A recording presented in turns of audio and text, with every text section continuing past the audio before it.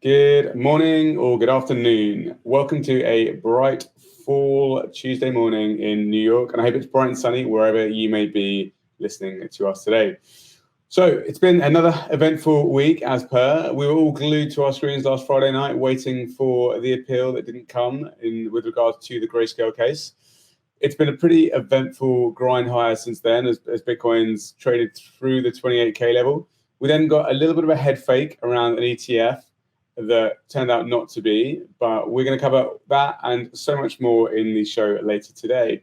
But first, some quick plugs for the broader Coinbase team. Kevin Johnson, one of the VPs in the institutional business, was on the Block podcast and the Real Vision podcast discussing the Web3 wallet. KJ's been in the space a long, long time, very, very thoughtful and intelligent, so highly recommend you listening to that. Those two podcasts are also fantastic for crypto-related news. David, I think you may have been cheating on us in the last couple of weeks on a few different podcasts as well. Is that right? I was on a few different podcasts over the last few weeks. Yeah, I was on Wolf of Wall Street. I was on the Real Visions Festival of Learning, where I was supposed to talk on a panel with Raul, but he got sick. And I was also on the Bankless podcast talking about macro. Very cool. Well, first of all, I hope Raul gets better. And second of all, I thought you were only cheating with us once or twice, but it sounds like there was far more flagrant. But we'll let you off. Very good to see you getting out there. And on the subject of great podcasts, please don't forget to like and subscribe so others can find the podcast in the various app stores that we route to. And if you are watching the video, don't forget to scan the QR code to access all of David and the team's fantastic research. If you're listening on Spotify, Audible, Google Podcasts, etc., all the links will be on the show notes. I think with that, let's just get straight into it. So Josh, a lot's been going on. We've had some head fakes as mentioned. Can you run us through the news for this week? You got it. Good morning and happy Tuesday. So like Ben, like you're mentioning right now, the week started off with some unexpected fireworks as erroneous headlines indicating a BTC spot ETF approval sparked a near 7.5% move higher in BTC almost immediately. This all took place before I even had a chance to get my morning coffee kick going, but it was certainly the jolt that I think we all needed for a Monday. So to provide a quick summary of a timeline of events, close to 9:25 a.m. Eastern time, Bitcoin had a violent swing move higher from what we now understand was an errant tweet stating that the SEC had approved the iShares BTC spot ETF, ripping BTC from about 27,950 to over 30,000 in just 7 minutes. Following the news, though, within a couple of minutes, it became apparent that without a verified source via an SEC filing or the issuer to really back up these claims, something here was likely off about this announcement. Given the landmark nature of this decision, I think the market appropriately expressed some caution at the headline, and many commentators, both on the traditional market side as well as on Twitter, expressed their disbelief that this headline was actually valid.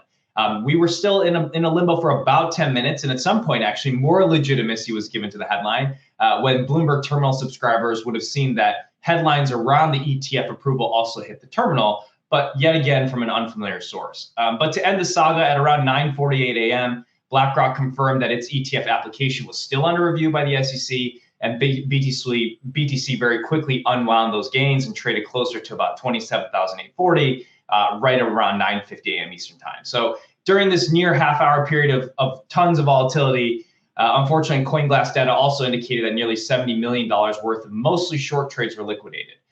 So just from my perspective, I think a couple of things are made clear from this price action. First, in this gappy market, we're positioning, as we've talked about many, many times here, it's light, order books are thin, headline risk is ultimately lurking around at many different elements, and volatility looks to actually be a mere tweet away.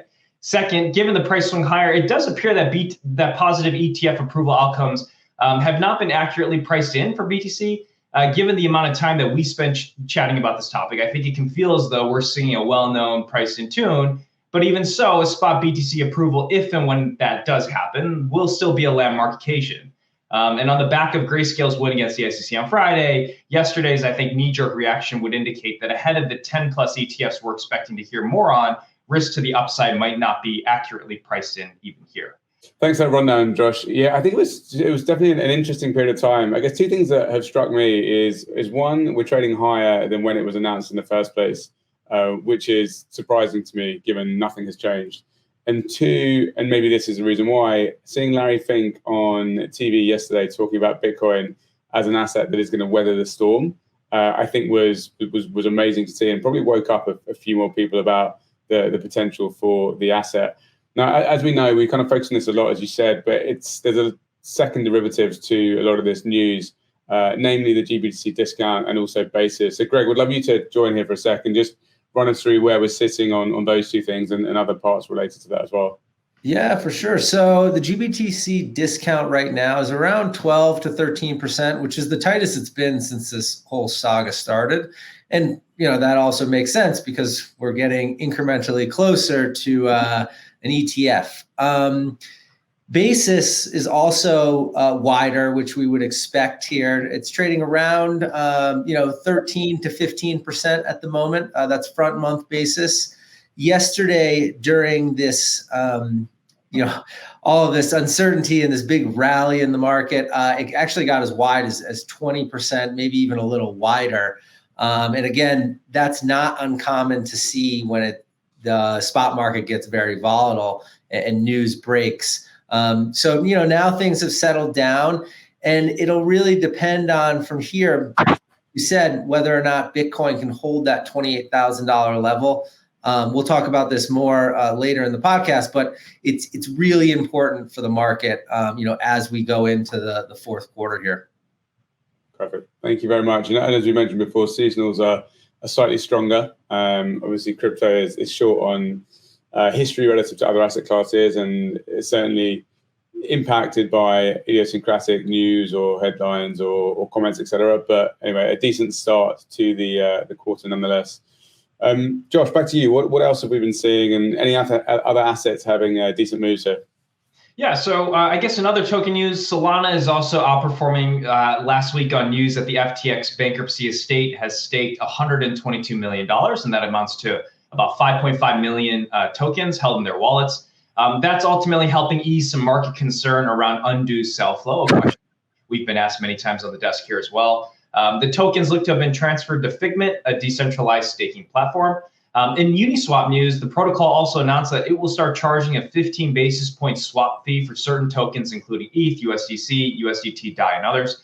It was previously reported that Uni was targeting more than $60 million in funding for infrastructure and ecosystem grants.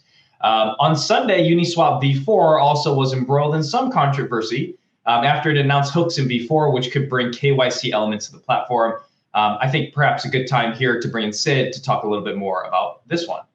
Yeah, absolutely. It's a pretty interesting topic. Recently, the Uniswap Labs team stated that they'd be imposing a 0.15% fee on their interface for certain tokens, like you mentioned, ETH, BTC, Wrap BTC, and other tokens. What's interesting here is that the interface, Uniswap Labs interface, doesn't actually conduct all of Uniswap, the protocol's volume. There's only a small percentage, somewhere around 35 to 40%, that flows through the interface. The other percentage of the volume flows through aggregators, routed via bots and cron jobs, and then also via automated procedures from DAOs that rebalance on their tokens on the Uniswap protocol. So in terms of folks trying to do the math in terms of revenues going to the Uniswap Labs team, you should take that into account. And it's also very interesting because it comes in the context of the Uni governance token itself, which for several years now has been the subject of governance proposals to hopefully funnel some of the fees from the Uniswap protocol to Uni holders. And it hasn't actually gone through so far. So it's pretty interesting. Interesting. And to the point around hooks, KYC, and I know that certainly turns some people off, but the idea of having pools where you can have a KYC pool, a whitelisted pool, and then you have pools with different fees and stuff like that, to me, it allows it to be far more flexible than what it is currently, which suddenly allows perhaps institutions to come in. When you think about real world assets on chain, it allows you to do like a far greater number of things. So to me, I think it's actually a good thing. So I'm curious, what was the pushback? Was it just the phrase KYC that some people took issue with?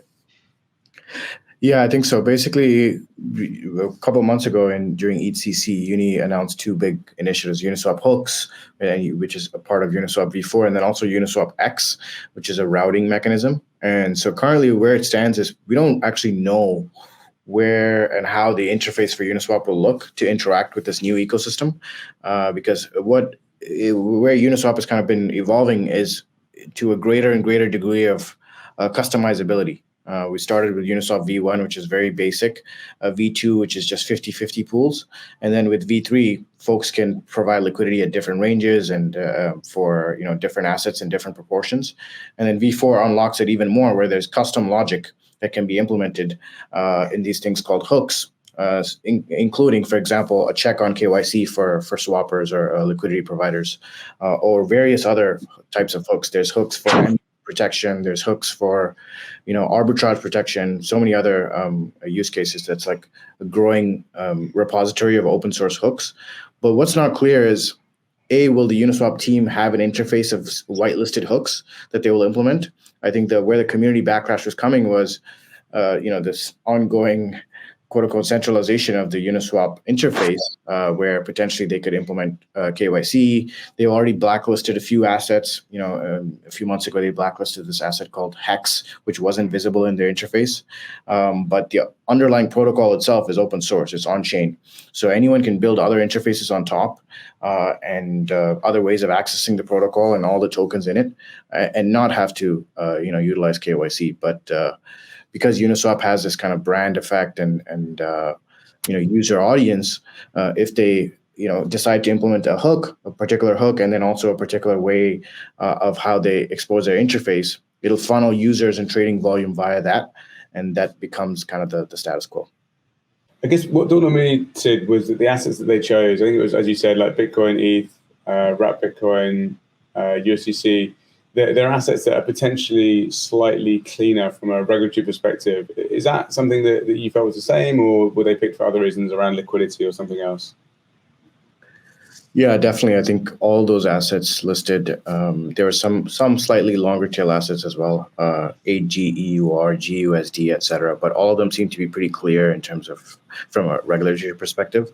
And then also, there's a caveat in terms of ETH and USDC being in there. It is ETH USDC has historically been the highest volume pool by far, so they would be getting the lion's share of volume. And then there's of course the long tail that they won't be actually covering. Yeah, I'd say big fan of Uniswap, and good to see them continue to innovate. I guess what's interesting here is like some folks are trying to figure out what the potential revenue is as a result of this. And as you said, it's obviously not going back to the protocol. But at 35 to 40%, the last 24 hours volume, somewhere in the region of 800 million, puts you in and around the sort of 400K level for fees, which is, it's a decent amount. So still definitely a lot of anticipation around them turning fees on in the future. But I guess we'll have to watch this space for that to materialize. Cool. Thank you very much, Sid. Josh, back to you. Thank you. To close out with a headline roundup, starting with regulatory news, California's BIT license bill was signed by Governor Newsom on Friday, set to take effect in July of 2025. The Digital Financial Assets Law requires California's Department of Financial Protection and Innovation to create a regulatory framework for crypto. And perhaps an openness to crypto, Newsom says, in quote, "It is essential to strike an appropriate balance between protecting consumers from harm and fostering responsible innovation." So we look forward to seeing how this one unfolds. Keeping on the regulatory theme in Australia, the Australian Treasury released a consultation paper outlining regulations that would regulate crypto exchanges under existing financial services rules, while also introducing new rules for firms dealing specifically in crypto. In flows, the block reported that crypto funds reported $15 million in net inflows for the third consecutive week, led by BTC leading the year-to-date inflow in products with around $260 million. Lastly, and closing it out with a shout out to the Tifosi, Ferrari will now accept payments in crypto in the US, a sentiment boost more than anything, and perhaps a sign that Ferrari is looking to target the younger generation. Either way, if anyone on this call is looking to purchase that new Ferrari Roma, good to know that you can pay for that ride with crypto. That's it for me with my market update. Ben, back to you. Cool. Thanks, Josh. So you're off down to the SF Ferrari dealership after the call, right? With all my ETH. Here we go. They don't sell ETH, surely. Interesting. So the crypto inflows, that's a useful data point. A couple of weeks ago, we did see huge inflows into Solana, and obviously we've got a decent price performance this week. We have Breakpoint coming up as well, which is kind of their developer conference in Amsterdam at the end of the month. Are you hearing much in Solana at the moment? Yeah, Solana is, I feel like, an interesting one because I feel like when the estate first news hit that there was, call it 58 million worth of Solana with various unlocking schedules, I think it was initially misunderstood the amount of Solana that would be coming to market. From what we saw, I think it's actually predicted to be about $9 million worth of flow that would come into market, addressable flow coming into the market every single week. And then there's a large March 1st, 2025 amount of something like, I think it was like 8 million Solana or 7.5 million Solana, something like that. So in general, it just seems like Solana, the overhang in Solana from a flow perspective is kind of lifted. And we are seeing some institutional interest coming back into Solana, which is why I think you see price action moving from $18 just a month ago to now kind of lifting closer to $24, $25 today. Yeah, it continues to be one that splits people's opinion. Like the kind of, you either love it or hate it. It's not quite Marmite, but it's like along that train of thought for sure.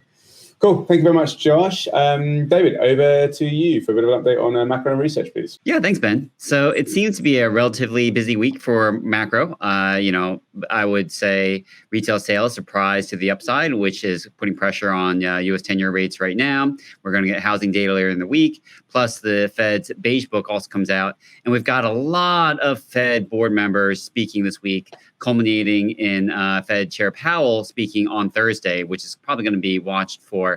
I would say, though, that I'm a little bit less interested in the Fed at this moment. I would anticipate that probably the market's going to go this direction anyway, predominantly because they've already said that, hikes in November or rather on November 1st are probably out of the picture because we are seeing that financial conditions are tightening because of higher rates in the long end of the yield curve.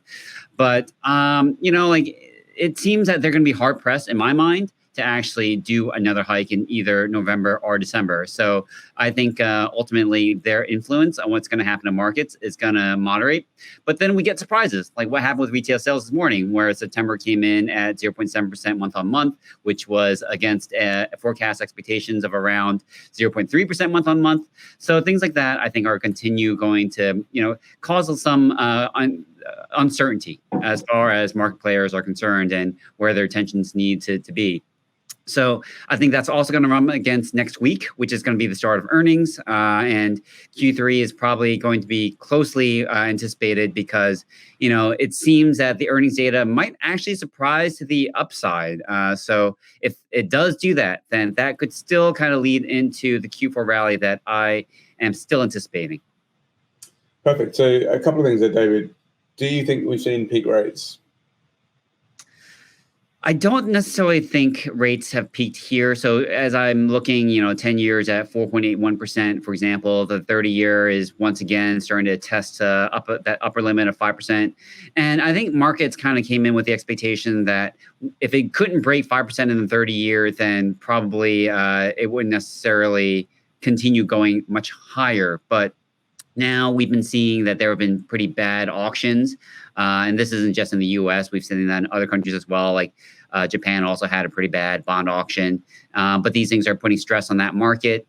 And ultimately, I think that the issues around supply don't typically have the same kind of impact as, the Fed kind of saying, hey, you know what, we're going to back off of rate hikes here. But we're in a kind of a different place where a lot of people are questioning the sustainability of borrowing by these governments, especially if there's not enough demand for it. So it's still enough that we probably see that it's going to gravitate higher, but I don't think it's going to be moving at the unhealthy pace it was back in September. And in terms of earnings season, what are we looking for? Is it signs that the consumer is still strong? So looking for earnings from like Macy's and Walmart, or is it something else? Like what are the things that the Fed will be keeping an eye on that might influence their decision-making going forwards? Yeah, the Fed is going to continue emphasizing that it's about inflation, right? And of course, that's their broad mandate. But I think that the stresses on the real economy are also going to be a factor for them. So something that they're not talking about, which I think that they may actually be considering in the background, but isn't being widely discussed, is what's going on with the banking sector, for example, because we haven't come out of the banking sector completely unharmed. I think that the potential for perhaps not another crisis, but a lot more tension in that sector are still going to be there. We're seeing that leveraged loans, for example, the default rates are rising. They went from 1% to 3%. By the end of the year, they could be closer to 4%, maybe even 5% by next year. So I think that that should be something that they are closely watching. I mean, it's still away from the 10% that we had back in the global financial crisis, but the direction of travel just isn't great here. And I think commercial real estate, which 80% of the regional banks hold on to, they're the ones who deal with those loans. I think that this is still a concern that's kind of waiting in the background. And by the way, we are kind of going to be running up against the end of like BTFP. So I think that these are considerations that maybe the Fed isn't outright kind of talking about, but very likely, my guess is, it's a big consideration for them. And kind of moving to kind of crypto specific things, like what are some of the other things you're looking at in the next few weeks that we need to keep an eye on? Obviously, we've spoken about ETF dates and things like that. So maybe run through those, but curious what else you're keeping an eye on. Yeah, ETF dates, of course, are the biggest thing. And it's anyone's guess, particularly with the U.S. government shutdown kind of still looming on November 17th, which I think is the hardest part, because all things being equal, my guess is that by the end of Q4, the SEC would start to need to collectively think about their decisions on these spot Bitcoin ETF applications. But outside of that, I think technology wise, I'm also looking at, hey, what's going on with the Denkun fork for Ethereum? It seems like that's going to be, passed back to perhaps the first quarter of 2024. But it raises another question too, which is, and I think Kaiko put this very gently, there's an equilibrium happening right now as far as validators are concerned on Ethereum. And we're seeing that basically the number of validators on the entry side is now 0, but also the number of validators on the exit side are pretty much 0. So, that leaves us now with a real yield of around 3.5%. And it's very likely that that's going to remain the case for the foreseeable future. What does that mean? I think it's tough, because I don't see that this creates a lot of strong demand from a lot of at least traditional macro investors, because in order to invest in something that's riskier, they often demand a premium. And keep in mind that, you're not gaining a 5% nominal rate in T-bills either. You are earning that 5% nominal rate, but you should be thinking about it in real terms. And the real rate is somewhere closer to around 3% ex ante, which is using the inflation expectations of around 2%. So it is comparable from that perspective, because ETH's inflation rate is somewhere around 0.32% annualized. So it's not completely far off. But oftentimes, a lot of people demand anywhere between like 500 to 1,000 bips additional on top as a premium above a rate like the one that we might be getting on the ETH staking yield. So I think this is kind of the challenge that we might be considering as far as the foreseeable future.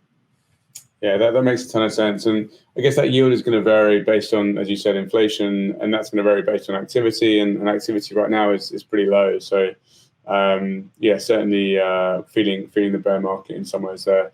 We just want to bring Greg in here as well, because we were chatting about this yesterday. We were talking about the ETH yield being the risk-free rate in crypto. And Greg, I think you rightly so kind of had some thoughts about maybe that's not the right way of thinking about it. Well, yeah, I don't want to say it's the right or wrong way. I just think it gives Ethereum a lot of credit, if we're going to call it the risk-free rate of crypto. In my mind, for one, it's not risk-free. There's slashing risk. Of course, that's the first one. It's difficult to actually obtain because I, for one, can't run a validator. I can buy a liquid stake token, or I can stake my token with someone like Coinbase. But there's risks in both of those as well. So when I think about risk-free rates, there's one for each investor, and that's generally their sovereign rate. Perfect. That makes sense. David, how about you? Do you think about it in a similar way? And to your point earlier on, like with treasuries where they are, you kind of definitely need a decent amount of reward or return in order to buy ETH over treasuries if you're not in the space, for example. Yeah, I agree with Greg for the most part. I don't think it's just a matter of semantics. Calling it a risk-free rate in crypto might be doing a disservice because it's actually a bit more complicated than that. And Greg kind of pointed out, you're running a validator node, you're running software, for example, and yes, you can go to a third-party staking pool, but it's not quite the same as going out and just buying a UST bill, for example. So I think we will get to the point where these things are going to be compared with each other, and you'll say, like, what am I earning on, Ethereum if I'm a validator? I have the asset, maybe I have capital gains as well, but it has to be always kind of measured against some sort of benchmark. So I think we're getting to that world sooner rather than later. Perfect. Thank you very much, David. Appreciate the rundown as always. And Greg, let's move across to you to talk about flows. I know you're going to run across some of the technical pictures for BTC and ETH as well. Yeah, for sure, Ben. But first, let's talk about flows that we've seen on exchange. We have a slide on this that we can bring up. But the short of it is, yesterday was the biggest volume day since that flush lower that we had in mid-August. Now, we've already gone over why this was the case. There was that erroneous tweet that got the market very excited. During that period, we were all on the desk. We saw it. We, started to look for a source document and really just couldn't find one. Our desk at the time had mostly sellers because they were doing the exact same thing. Okay, we've seen this tweet. But there has to be more to it. There has to be an article, there has to be an SEC filing. And because nobody could find that, I think that gave a lot of traders and investors pause. The other thing that people were talking about was it didn't make a ton of sense in that it's generally thought that it's unlikely that the SEC is going to just approve one. That would be them picking winners. They'll likely, approve a number of these applications at the same time. Now, we don't know that's the case, but that's, how a lot of traders and investors are thinking about it. And again, because that didn't really align with the tweet, I think people thought it was a bit strange and took advantage of the price action. So, I think it's really good that we're still above, 28,000, and it did wake the market up some. But it unfortunately wasn't the factual news that we all were waiting for. It's definitely reassuring to see that we did see the move. I know we touched upon it earlier on, but imagine we'd had that come out and nothing happened. Like, how disappointing would that be? Yeah, absolutely. And that was what everybody was talking about, post the retracement and into the afternoon, which the conversation was, oh, wow, like maybe this whole ETF thing isn't really priced in. And if that's the case, that's obviously a huge positive for the market. And to be fair, we just don't know. Yesterday's price action was, absolutely encouraging, but I would still be a bit cautious. It was, less than an hour of price action. I think with such a big, landmark moment like this, I want to see, a full day, 2 days, a couple weeks of price action before I really get confident that this is going to, move the market significantly higher, in the short to medium term. Longer term, if you have a longer term horizon, I think, absolutely. I don't think anybody could, credibly make the case that having this ETF isn't a huge positive for the market. Yeah, I totally agree. And totally agree with your point as well. We need to hold some of those key levels, which we've struggled to do for the last little while, unfortunately. Actually, I have a chart on that I bring up here. So we showed this chart now. This is the third time. And the reason we keep showing it is it's important. It's crucial that we convincingly retake in Bitcoin this $28,000 level. We're above it now. Yesterday's tweet got us above it. The reason it's so important is because around $28,000 is where the 100 and 200-day moving averages are.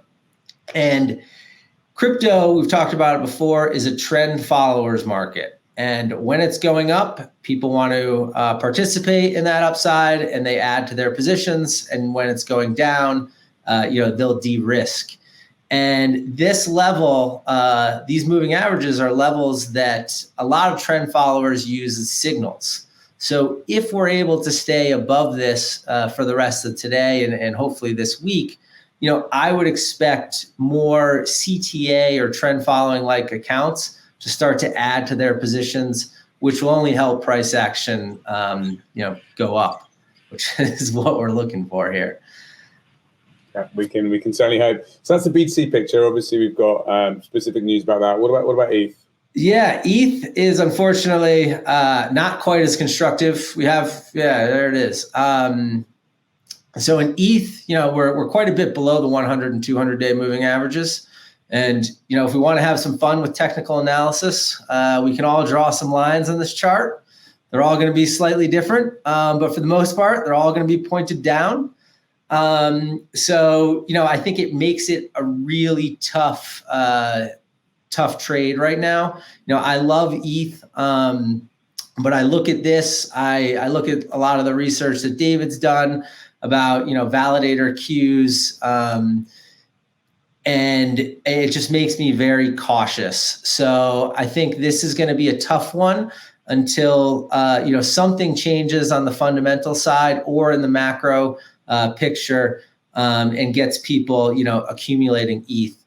From a flows perspective, I would say we don't have a lot of sellers of ETH, but it used to be that name that accounts would constantly accumulate. And though we still have some of that, it has certainly slowed kind of through August and September as Bitcoin has kind of, taken the air out of the room. So just kind of playing out a scenario, we get an ETF at some point in the next 6 months. We're going to see Bitcoin rally. ETH BTC is going to move as a result and going to move lower pretty aggressively, one would imagine. Is that the time to buy ETH? Like, what is for me, the next narrative to focus on after the Bitcoin ETF that we hopefully get is probably going to be an ETH ETF. So is that the point at which point the money's gone into BTC and people start to cycle out for those that are positioned into it, and then maybe some of that moves into ETH, or does it go elsewhere, just into USDC or somewhere else altogether? Yeah, it's a good question. Unfortunately, I don't know, what exactly will be the key event that gets people to start allocating more to ETH and to some of these other altcoins. Right now, like as we've talked about, Bitcoin has really stolen the show. But I would expect as Bitcoin trades up, it will, pull the rest of the space up, including ETH. And I think, either those technicals will change and get more constructive, which will bring trend followers into the market. On-chain activity could grow, which will increase the staking rate and, get people more excited about ETH. I think long-term for sure, I'm still an ETH bull. It's just, short and medium term, it's a pretty tough setup right here. Yeah, we need that activity to come back. So let's see what's going on there. Thank you very much, Greg. Sid, I don't know if you're prepped for this, but we'd love a friend.tech update anyway. And then we'd also love to chat through anything else that you're keeping an eye on this week. Yeah, absolutely. Well, always prep for friend.tech updates. I'm still actively participating in the ecosystem. The TVL has kind of stalled a little bit. It's hovering around $43 million. And in terms of big updates to the app, there hasn't been too much. There's been a few UI changes, but most users are still waiting for the app to get a bit more snappier, and then also more, modern social elements, like replying to different users, getting notifications, emoji reactions, and so on and so forth. There's been a lot of feature suggestions for the team to implement, so they're probably busy at work. But yeah, in general, new users, trading activity, and TVL has kind of stalled a little bit, but is not declining. So it's just kind of a existing status quo on that front. So we will see how that develops. Are we seeing any, I guess, new or people from kind of Web 2 or people outside of crypto join, or is that kind of stopped now and it's really just the crypto natives that have been there a little while? It's pretty much just the crypto natives at this point. We are having new kind of launches, so to speak, of existing CT characters who haven't really onboarded yet, but nothing too crazy from outside of crypto. Yeah, and in terms of other news, there was also an incident that was reported of for TrueUSD, which is the ticker TUSD, which is a pretty large stable coin. It's a $3.3 billion market cap stable coin, where they said they were hit by a third-party security breach that disclosed some personally identifiable information from their customers. But they did mention post hoc that they're no longer using that vendor, and therefore, they're not continually affected, but they have notified customers of it. So that was one incident, and then the other potentially more exciting one is Ethereum Layer 2 Scroll announced their mainnet this week. Folks started to already notice even last week when their bridge contract went live, and that the mainnet was kind of live. And now officially, more and more folks are starting to bridge over. There's around 750 ETH bridged over, $1.1 million at this time, and the kind of key benefit of Scroll that they kind of espouse is that it's a ZK EVM. So it's basically a much more scalable roll-up architecture that developers on Ethereum can port over their apps to with ease, because it's the same kind of EVM underlying it. There's a similar approach taken by Polygon and to some degree by ZK Sync as well. The Scroll is a pretty big project in terms of the amount that they have raised. Just earlier this year, they announced a $50 million round, and then prior to that, they had two other raises totaling $33 million. So like a total of $83 million raised, and so far $1 million has been bridged over. But we'll see, expecting that number to go up as apps migrate over, potential campaigns get started, and so on and so forth. So we should expect to see probably some sort of farming activity on Scroll. Have the team been clear about that? Like, I guess, what are at a high level, the token economics around that protocol specifically? So they haven't actually released a token at this point, but obviously I think, as with most L2s, there's going to be a horde of new users who try to produce activity on there in the hopes of an airdrop. But what the team have officially said is that their next steps is to onboard infrastructure providers to better support the network with RPCs and wallets and things like that, and then move on more significantly to a decentralized prover and sequencer architecture, which is an ongoing, topic of research and development across L2s. Because most L2s are still kind of moving towards that vision and not quite there yet. So we'll see who kind of gets there first. Interesting. Perfect. What else in the Web3 world is going on? Any other green shoots of activity, of things that will hopefully help ETH be disinflationary again soon? Yeah, nothing too crazy. There's along with the Uniswap news, I mean, there's several protocols that are trying to be early on the trend in terms of hooks, and currently, even for Uniswap v3, there's kind of an established sense of liquidity managers that have sprung up. Two that come to mind are Arrakis Finance and Gamma Strategies, both which just basically take your tokens and then provide them in a rebalancing LP position. They automatically rebalance the position for you based on volatility. And several big L2s have given grants to these protocols to facilitate liquidity in their tokens. So last week we mentioned the ARB grant being given out by Arbitrum. Optimism is doing a similar thing, where for several pairs in their ecosystem, including ARB ETH and ARB USDC and op-wet, and so on and so forth. These liquidity manager protocols are taking the incentives and distributing them to LPs. So basically, you provide liquidity, the liquidity automatically gets rebalanced, and then you earn not only the trading fees, but also the extra incentives that are being given out by these ecosystems. So it's kind of a win-win. Yeah, I guess the promise of smart contracts automating a lot of these things is showing up in little spots around like yield farming, etc. Cool. Awesome. Well, thank you very much, Sid. And thank you, everyone, for listening. That's a wrap for this week. And we'll see you next week. Take care.